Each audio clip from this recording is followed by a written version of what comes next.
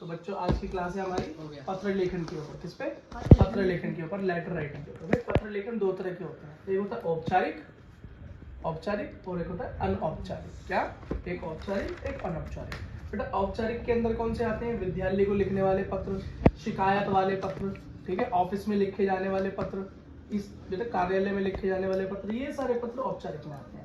लेकिन अनौपचारिक कौन से पत्र होते हैं? जो हम अपने सगे संबंधियों को लिखते हैं, अपने पर्सनल लोगों को जो लिखते हैं ना, अपने जैसे अपने लवर को लिख दिया, अपने बेस्ट फ्रेंड को लिख दिया, अपने रिलेटिव को लिखा, अपने माता को लिखा, पिता को लिखा, भाई को लिखा, बहन को लिखा, वो सब क्या है? अनौपचारिक होते हैं। क्यों? इसके अंदर बेटा हम फॉर्मेलिटीज नहीं करते हैं, इसके अंदर हम जो होते हैं वैसी बात करते हैं। लेकिन बेटा यहाँ पर हमें पूरी फॉर्मेलिटी निभानी पड़ती है ना, पूरी फॉर्मेलिटी के साथ ये लेटर लिखने पड़ते हैं, पर वहां पे इस तरह की फॉर्मेलिटीज नहीं होती। तो हम बेटा शुरू करते हैं सबसे पहले अपने विद्यालय के लिए जो हम पत्र लिखते हैं, सबसे ज्यादा जरूरी है 9th class, 10th class, 11th और 12th क्लास के बच्चों के लिए। क्यों? यही आता है मेन। ठीक है, जैसे आपका लेवल बढ़ता जाएगा शिकायती पत्र और कई बार संबंधियों पे पत्र भी पूछे जाते हैं। तो आज हम पढ़ने वाले हैं विद्यालय के लिए पत्र। तो बेटा इसकी बॉडी याद कर लो। बॉडी का मेरा मतलब है इसका स्ट्रक्चर कैसा होता है ये याद कर लो, इसकी बनावट कैसी होती है याद कर लो, और बनावट के हिसाब से आपको नंबर मिलते हैं, ये भी पक्का है। ठीक, शुरुआत देखो।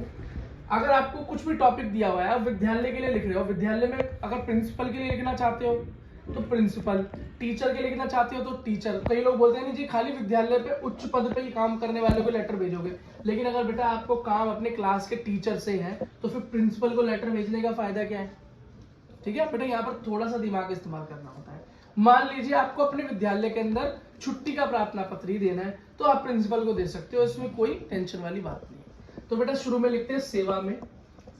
क्या? सेवा में फर्स्ट, सबसे पहले सेवा में। नेक्स्ट बेटा लाइन लिखते हैं सबसे ऊंचे पद का नाम, मतलब जिसको भी लेटर पहुंचाना है, हायर अथॉरिटी को पहुंचाते हैं हमेशा, जो भी आपके काम के संदर्भ में काम कर सकता है। तो मान लो आपने एक पत्र लिखा है कि मेरे पेट में दर्द है, मुझे चाहिए छुट्टी। क्या? मेरे पेट में दर्द है, मुझे चाहिए छुट्टी। कई बार बोला भी होगा स्कूल में, तो आपने प्रिंसिपल को लिख दिया। लिखेंगे सेवा में प्रधानाचार्य जी। क्या?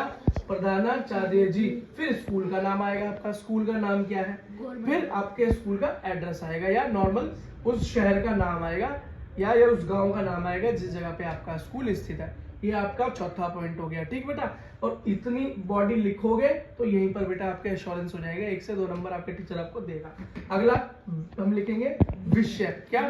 टॉपिक। टॉपिक या विषय को हम बेटा इसलिए लिखते हैं यहाँ पे कि पूरा लेटर पढ़े बिना भी आपके जो भी, क्योंकि उनके पास बेटा इतना टाइम नहीं होता कि वो आपका पूरा लेटर पढ़े, लेकिन हो सकता है आपके स्कूल के प्रिंसिपल फ्री बैठे हो, और कई लोग बेटा नहीं होते, उनको बहुत सारे काम होते हैं। तो हमेशा हम विषय लिखते हैं। क्यों लिखते हैं विषय?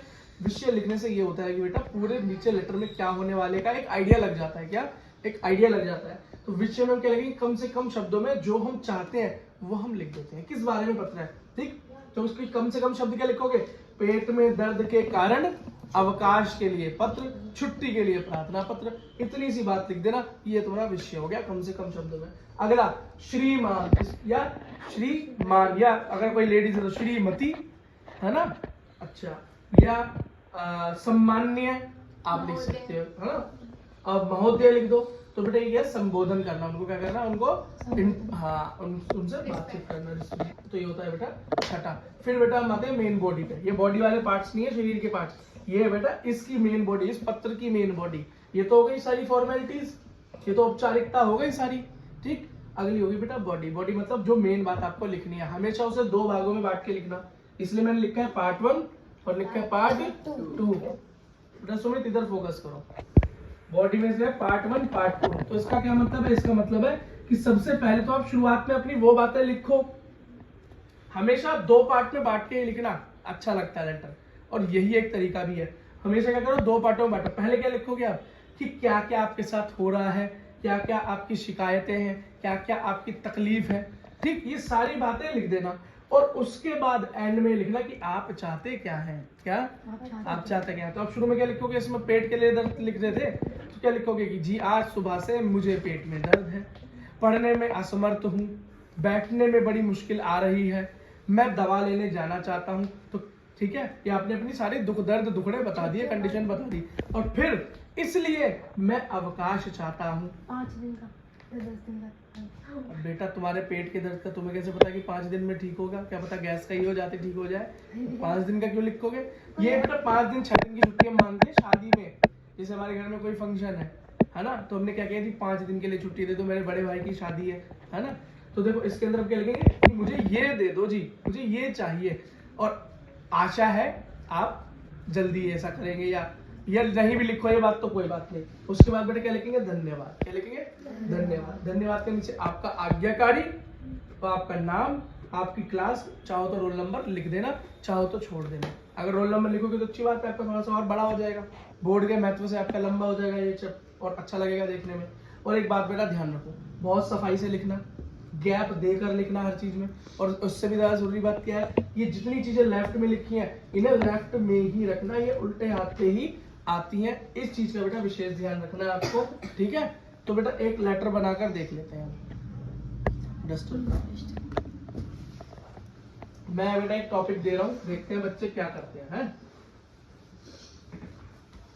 फॉर्मेट याद हो गया ना?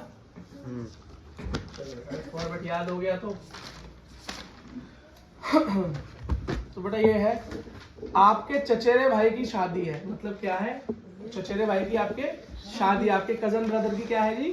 शादी है। उसमें आपको शामिल होना है। आपको 2 दिन की छुट्टी चाहिए। कितनी? 2 दिन। स्कूल से 2 दिन की छुट्टी चाहिए। ढंग से समझो टॉपिक को। क्या है? चचेरे भाई की शादी है, 2 दिन की छुट्टी चाहिए, प्रधानाचार्य जी को पत्र लिखना है। क्या? प्रधानाचार्य जी को पत्र लिखना है। भाई की शादी में, चचेरे भाई की शादी में क्या होना है? शामिल होना है। 2 दिन का समय चाहिए। क्या? 2 दिन का। तो क्या लिखोगे सबसे पहले? सेवा में। कौन? प्रधानाचार्य जी।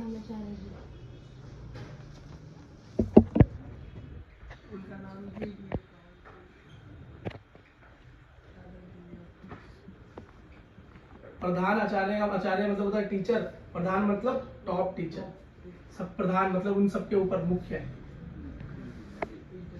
आपने स्कूल का नाम लिखो। क्या है जी? GBS।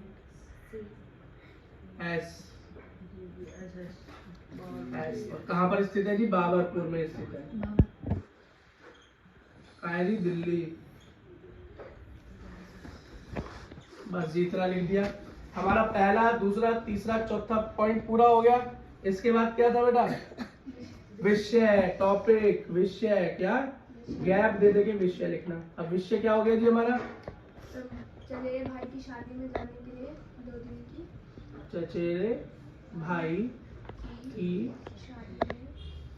शादी में जाने हेतु 2 दिन का अवकाश। मैं सब कुछ यही लिख दोगे तो नीचे क्या लिखोगे? पर इतना ही लिख दो, वो तो टीचर को पढ़ने दो। अवकाश का प्रार्थना पत्र।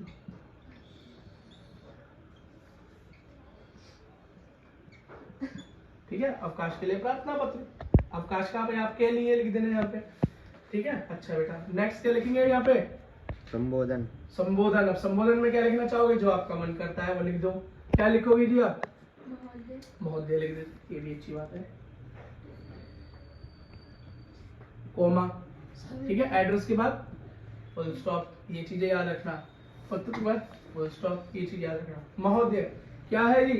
अब हम शुरू करते हैं कि भैया मैं कहना ये चाहता हूँ, सविनय निवेदन यह है। क्या है?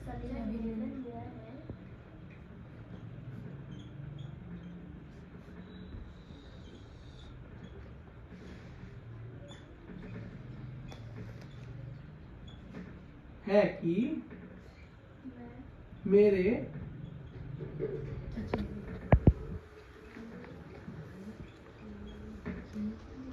की शादी मुझे 2 दिन का की शादी आगे वाली किसी डेट पे डाल दो बेटा। डेट क्या? आज के तारीख है 11। आज 11 तारीख है, तो हम डाल देते हैं 15 तारीख को है। आने वाली, या इसको आगामी भी बोलते हैं, आगामी 15 मार्च 2024 को है। ठीक है, तो उस शादी जब लिखा हो तो पीछे नहीं पूछना, ठीक है। तो उस शादी में शामिल होने हेतु मुझे 2 दिन की बात हुई है ना, हाँ। तो 2 दिन के अवकाश की क्या है, जरूरत। आवश्यकता है, आवश्यकता है। आवश्यकता है।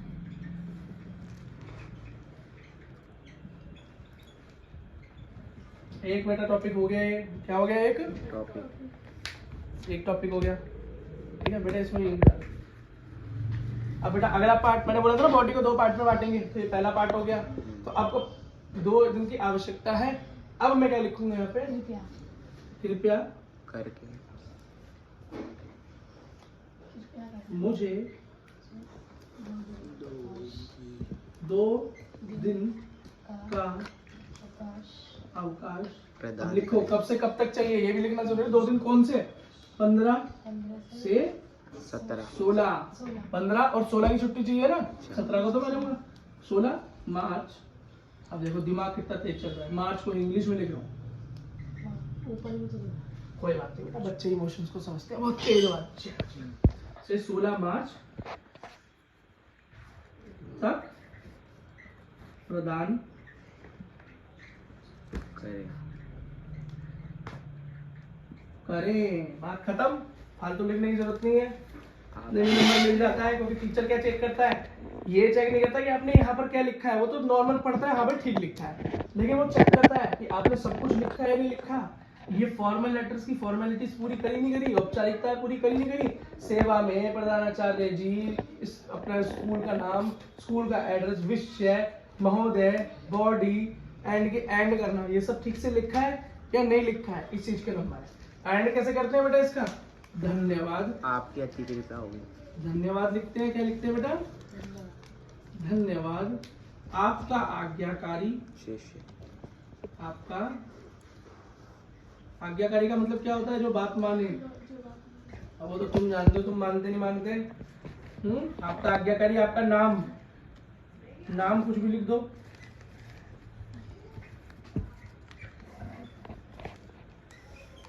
कालू मदारी, ठीक है। आप कक्षा